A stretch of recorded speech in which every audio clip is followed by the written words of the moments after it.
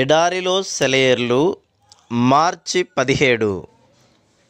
నేను నీతో తెలియజెప్పు వరకు అక్కడనే ఉండుము. మత్తయి సువార్త 2వ అధ్యాయము 13వ వచనం. నన్ను ఉండమన్న చోటే ఉంటాను, ప్రియ ప్రభు నీవు చెప్పిన చోటే ఉంటాను. సాగిపోవాలనిపించినా, అందరితో కలిసి అడుగు వేద్దామనిపించినా, ఎగురుతున్న పతాకాన్ని అనుసరించాలనిపించినా, యుద్ధరంగంలోకి దూకాలని ఉన్నా, ఉంటాను ప్రభు నీ ఉండమన్న చోటనే. నన్ను ఉండమన్న చోటనే ఉంటాను, ప్రియ ప్రభు నీవు చెప్పిన పనే చేస్తాను.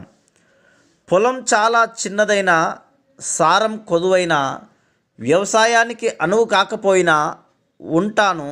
నీదే కదా ఈ పొలం, విత్తనాలు ఇస్తే విత్తుతాను, నేల దున్ని వాన కోసం కనిపెడతాను, మొలకలెత్తినప్పుడు ఆనందిస్తాను. నువ్వు చేయమన్న పనే చేస్తాను ప్రభు. నన్ను ఉండమన్న చోటే ఉంటాను, ప్రియ ప్రభు నీవు చెప్పిన చోటే ఉంటాను. భారాన్ని వేడిని భరిస్తాను నీ మీద ఆనుకొని. సాయంత్రమైనప్పుడు బరువైన నాగలిని నీ ముందు ఉంచుతాను. నా పని పూర్తి అయిందని దాన్ని దించుతాను. నిత్యత్వపు తేజస్సులోకి బ్రతుకు గమ్యాన్ని చేరి కనుగొంటాను.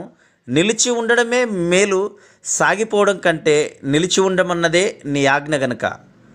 పరిస్థితుల పంజరం కేసి రెక్కలు కొట్టుకునే అసహనం నిండిన హృదయమా, ఎక్కువగా ఉపయోగపడాలని తహతహలాడుతున్నావా? నీ రోజులన్నిటినీ దేవుడే నియమించాడు.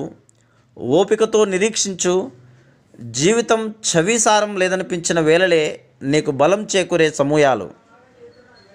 ఆ బలంలో దేవుడు నీకు అందించే పెద్ద పెద్ద అవకాశాలను అందుకొని ఆ ఒత్తిళ్లకు తట్టుకొని నిలబడగలవు. Praise lord.